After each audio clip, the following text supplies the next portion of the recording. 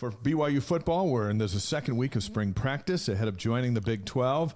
We've been over there. We've talked to the guys. We've watched them work out. They were in full pads, getting after each other the other day. It was very exciting. I ran into Tyler Batty's wife, Elena, and I just said, hey, how's Tyler liking it? She goes, oh, my gosh.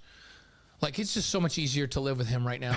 And I'm like, why? And she said, because when he can put the pads on and hit people, he's a sweetheart at home. He's a sweetheart at home. But he might, I don't know, she didn't say this, but my jump is, he must be grumpy when he can't hit people. So he's hitting people, and he's loving it. I talked to him after practice the other day, and he said he is the healthiest he has ever been in his life. When you think about a kid who's 6'5", a rush end, and he's been slowed up by nicks and things the last couple of years. So not only does he have Sione, who was with us a couple of weeks ago on the defensive line, and Papinga, who was with us a few weeks ago as the rush ends, and Jay Hill, who was with us as the defensive mastermind. He's healthy. Yeah. And he is happy. And they've taken a real strong fundamental look at their strength and conditioning off-season program this year with an eye toward, we need these guys to be big and fast and strong.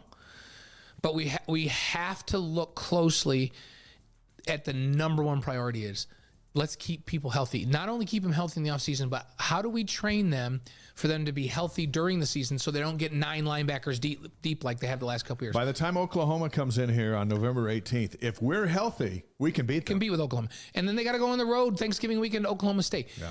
It's a little different because you start with a little lighter schedule, although Arkansas is on the schedule just because of couldn't get out of that one, right? Yeah. So you have some tune-up games. And in the past, BYU, last couple years, they've gotten to November when all the heavyweights are coming in and they're just depleted. And the hope is that with what they've done in the offseason this year and what they're going to do during the summer, that they get to November and they're healthy. Yeah. So that they can go and they can compete with Oklahoma and Oklahoma State at the very end of the year. Yeah, it's going to be exciting.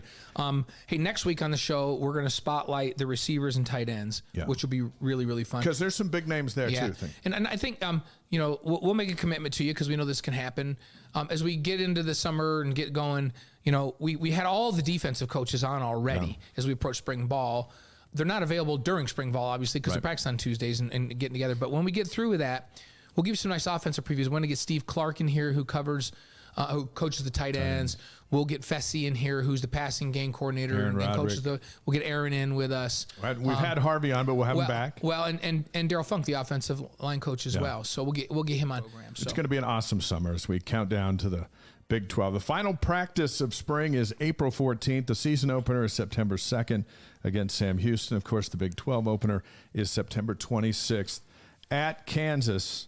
And then the following Friday night, Cincinnati's here, General Conference weekend for BYU's big drink of the Big 12 at LaVell Edwards Stadium.